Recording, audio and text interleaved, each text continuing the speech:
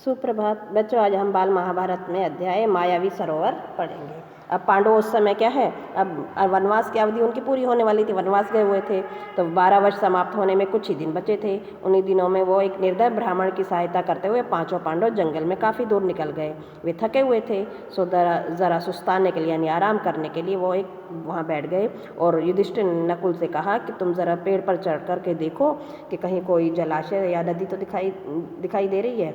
अगर दिखाई दे रही है तो तुम पानी लेके आओ। तो नकुल जो थे पेड़ पर चढ़कर देखा तो उसने कहा कि उसके आसपास थोड़ी दूर में वहाँ कुछ पेड़ पौधे दिखाई दे रहे हैं और कुछ बगुले भी उसके आसपास बैठे हुए दिखाई नज़र आ रहे हैं, तो हो सकता है अवश्य ही वहाँ पर पानी होना चाहिए। तो युधिष्ठिर ने कहा कि जाकर के देख कर क्या और पानी भी लेते आना। तो यह सुन नकुल जो है वहाँ से पानी के लिए निकल जाते हैं। नकुल जलाशय आगे जाते नकुल को जलाशय मिल जाता है, तो वो सोचते हैं कि पहले मैं पानी पी लूँ फिर पानी भर करके भाइयों के लिए ले जाऊँगा। तो उसने दोनों हाथों के अंजलि में पानी लिया और पीने ही वाला था कि इतने में आवाज़ आई, माद्री के पुत्र दुस्साहस न करो, यह जलाशय मेरे अधीन है। गुस्से में आवाज़ आई थी, पहले मेरे प्रश्नों का उत्तर दो फिर पानी पियो।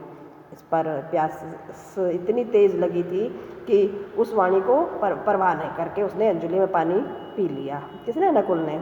और सब पानी पीकर किनारे पर चढ़ते ही उसे चक्कर सा आ गया और वह गिर गया। थोड़ी देर तक नकुल के न लौटने पर युधिष्ठिर को चिंता हुई। उसने सहदेव को भेजा कि जाकर के देखो, जलाशय के नज़दीक पहुँच जाओ और नकुल को देखो कहाँ है। तो नकुल वहाँ जाता है तो देखते हैं, सहदेव वहाँ जाते हैं तो वहाँ क्या देखते हैं कि नकुल ज़मीन पर पड़ा हुआ है।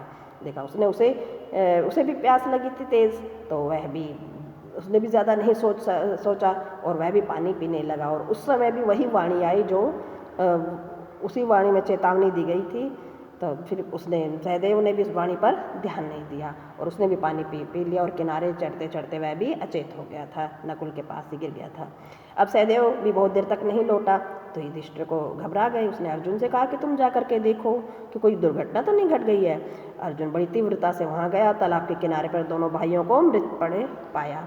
तो वह चौंक गया, वह नहीं समझ पाया था कि उनकी मृत्यु किस कारण हुई है। यह सोचते हुए अर्जुन ने भी पानी पीने के लिए जलाशय में उतरा और तभी भी वही आकाशवाणी वही वाणी आई, सुनाई दी। उसे भी अर्जुन को भी प्यास लगी थी, इसलिए उसने उस आवाज़ पर ध्यान नहीं दिया और पानी पी लिया। और पानी पीते ही उसने वह भी वैसे ही हो गया था। किनारे तक पहुँचते पहुँचते जलाशय के किनारे पहुँचते दोनों भाइयों के पास आकर के गिर गया, चित हो गया था वो भी। उधर बाट जोते यानी इंतज़ार करते करते युधिष्ठिर बड़े व्याकुल हो उठे। भीमसेन से चिंतित स्वर में बोले, भैया भीमसेन देखो तो अर्जुन भी नहीं लौटा, तुम जा कर के देखो क्या हुआ तीनों भाइयों को। युधिष्ठिर की आज्ञा पाकर भीमसेन जो थे वो तेजी से जलाशय की ओर गए। तीनों भाइयों को मरा पाया तो सोचा यह है किसी यक्ष की करतूत मालूम होती है, ज़रा पानी पी लो फिर देखता हूँ। यह सोचकर भीमसेन ने भी तालाब में उतरा और उसने भी पानी पी लिया। वो भी अपने आप को नहीं रोक सका। उस समय भी वही आवाज़ आई लेकिन उसने उसकी परवाह नहीं की और पानी पी लिया और वह भी अपने भाइयों के पास आकर ढेर हो गया। उधर युधिष्ठिर अकेले बैठे रहे, घबराने लगे, सोचने लगे कि बड़े आश्चर्य की बात है कि कोई भी वापस नहीं लौट आया। आखिर भाइयों को हुआ क्या है, यह कारण है क्या तब जो कि वो लौटे नहीं हैं। जल की खोज में जंगल में इधर उधर भटक तो नहीं गए, मैं ही चल करके देखूं कि क्या बात है। ठीक है, तो यहाँ तक तो अब युधिष्ठिर जाएंगे। तो सबसे पहले युधिष्ठिर ने जल लेने के लिए वनवास के समय जब जल लेने गए थे, सबसे पहले युधिष्ठिर ने किसे भेजा था? नकुल को।